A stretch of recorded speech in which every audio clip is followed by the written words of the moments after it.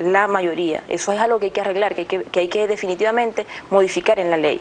Los pueblos indígenas se sienten ahorita que no tienen representación porque tú vas a los resultados y lo buscas en el CNE, y eso es transparente, no lo estoy diciendo yo, no es un engaño, y tú vas a ver que en la mayoría de los centros electorales indígenas ganaron los candidatos de la patria, los candidatos de la revolución, no los candidatos de la oposición. ¿Sabes por qué? Porque la mayoría de los pueblos indígenas son chavistas, son revolucionarios.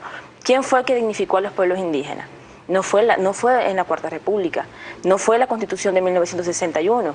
Allí en la Constitución de 1961 había un solo artículo que decía que los pueblos indígenas no eran parte de la sociedad, no eran parte de la nación. Solamente con la llegada de la revolución, con la llegada de Chávez, es que los pueblos indígenas forman parte de la nación, tienen un capítulo especial en la Constitución Bolivariana de Venezuela, y fue quien les dio la participación, la representación, la posibilidad de tener voz, voto en cualquier espacio y en cualquier lugar. Entonces, claro, allí la gratitud del pueblo se refleja en las urnas y elige a los candidatos de la revolución, a los candidatos de Chávez. Lamentablemente no son los que están ahorita en la Asamblea Nacional porque no los eligieron los pueblos y comunidades indígenas. ¿En qué considera Aloja Núñez que se falló en cuanto a la estrategia no solamente electoral, sino también quizás las fallas que hubo que aumentaron el descontento y que dieron el resultado que dieron, que fue la mayoría parlamentaria de la oposición venezolana? ¿En qué se falló y en qué se tiene que rectificar? Fíjate, yo creo que nosotros estamos pasando por una guerra económica, una emergencia económica bien pronunciada, nadie puede negar eso. El hecho de tener esa situación en todo el país, el hecho de que la persona tenga que ir al supermercado a hacer una cola, esa es una realidad.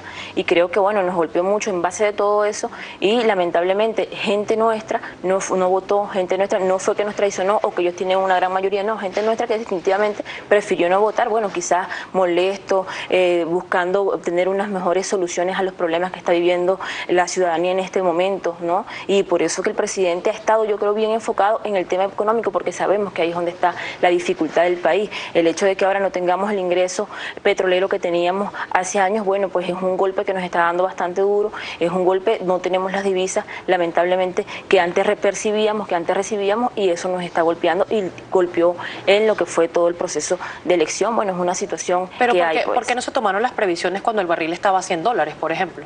¿Cómo no se tomaron las previsiones? Si tú ves la tensión social que se dio en todo el país, bueno, allí crecimos una barbaridad, ¿no? Ahí aumentamos las universidades, todos los chamos están estudiando, nosotros tenemos la posibilidad de tener 1 millón de viviendas, todo eso se dio en el proceso que teníamos el barril del petróleo a ese precio. Por supuesto que dimos respuesta, por supuesto que atendimos. Ahora hay todo un proceso que hay que trabajar, que hay que manejar para poder encaminar y seguir dando respuesta al pueblo como lo veníamos haciendo. Diputada, y es precisamente la gente que nos está escribiendo muchísimo a través de nuestra cuenta en Twitter, @primerapágina, pero es mi compañero Gabriel López quien le va a presentar a usted toda la participación. Gabriel.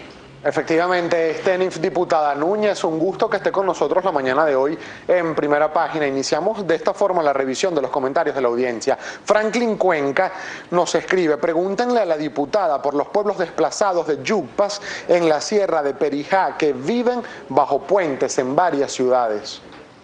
Sí, bueno, lamentablemente hay una realidad en algunos pueblos indígenas, especialmente en el pueblo Yupa, en el pueblo Guarao, en el pueblo Jibi, donde mafias hay, y lamentablemente luego quedó en alguna cultura, en alguna vivencia del pueblo, trasladarse a algunos centros, lamentablemente a pedir en las calles, lamentablemente a estar bajo puentes. Es una situación que hemos venido atendiendo a través de proyectos socioproductivos de la Gran Misión Vivienda Venezuela, de llevarlos a sus comunidades, atenderlos en sus comunidades, pero es complejo, es una situación que es cultural, que es de formación, que tenemos que fortalecer y seguir trabajando. Rafael Guerrira, seguimos rápidamente con más comentarios. Pregunta para la diputada: ¿cree que la crisis agroalimentaria que tenemos se puede resolver sembrando en nuestras casas? Fíjate, yo creo que todo el mundo debe aportar, ¿no? Por supuesto, desde lo más pequeño a lo más grande, necesitamos todos trabajar en conjunto para poder salir de esta situación, de esta emergencia económica. Todo el mundo produciendo, por supuesto, va a tener mayor producción en el mercado y va a facilitar de que todos podamos acceder a los productos. No es la única medida, son muchas medidas las que hay que tomar, pero es algo para aportar. El señor José Alberto le pregunta si es cierto que todo el pueblo indígena rechaza la manipulación de la Mesa de la Unidad Democrática, ¿por qué no vamos a nuevas elecciones? Bueno, si se pueden, por supuesto, eso habría que arreglarlo en la ley, ¿no? Modificar la ley, ir a nuevas elecciones, estoy segura, y nos sometemos a consideración solamente los pueblos y comunidades indígenas, estoy segura que otro sería el resultado. El señor Oscar Quintero le pregunta, diputada, ¿cómo explica Casas que ya al pagar las dieron un documento que dice que no pueden vender, ni alquilar, ni siquiera heredar? No, eso lo que dice es que es intransferible, lo que dice es que no puede ser embargado, tiene que ser sometido a lo que establece la ley, tiene que irse al terminar de pagar la vivienda, con ese documento, someterlo si lo va a vender al Ministerio de Vivienda, al Banco de a Banavi, y allí se dirá si no está interesado el Estado en comprarla, la persona la puede vender sin ningún inconveniente como lo establece la ley.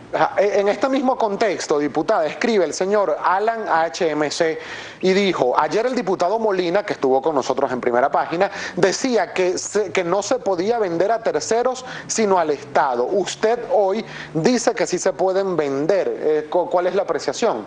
Fíjate, la ley establece que hay una primera opción de compra, que la tiene el Estado.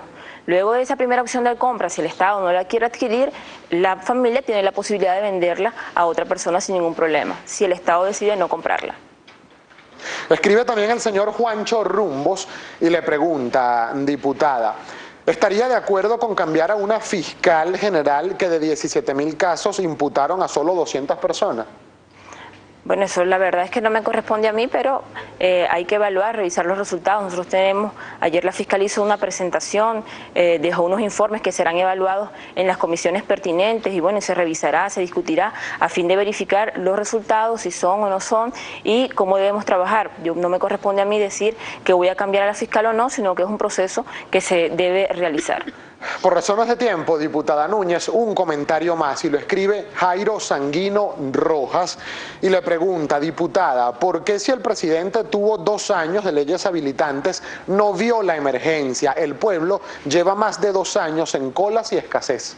Bueno, no fue ahorita que el presidente está trabajando con el problema económico, ¿no? Tiene, desde que llegó, a pesar de la guerra, de ese ensañamiento que se ha tenido, que prácticamente no lo dejaban ni siquiera gobernar, que incluso cuando llega la Asamblea Nacional, lo primero que dicen que tienen 6 meses, aún así el presidente ha tomado las medidas, ha trabajado y lo seguirá haciendo como corresponde, como lo establece la Constitución, a fin de atender a todo el pueblo venezolano. Diputada, me quedan escasos minutos para despedir la entrevista. Quería saber cuáles son las propuestas de la Comisión Indígena para este nuevo periodo parlamentario y qué leyes están pendientes para los pueblos originarios. Bueno, yo creo que es bien importante una ley de jurisdicción indígena, la ley de procesos electorales indígenas, creo que también es algo que debemos discutir, la ley de educación propia de los pueblos y comunidades indígenas, creo que son los temas más importantes que además hemos recogido de todo el recorrido que hicimos durante la campaña, que además ha sido el clamor de las mismas comunidades indígenas, donde debemos fortalecer nosotros lo que es la jurisdicción de los pueblos y comunidades indígenas. Muchísimas gracias. Gracias a ti por la invitación.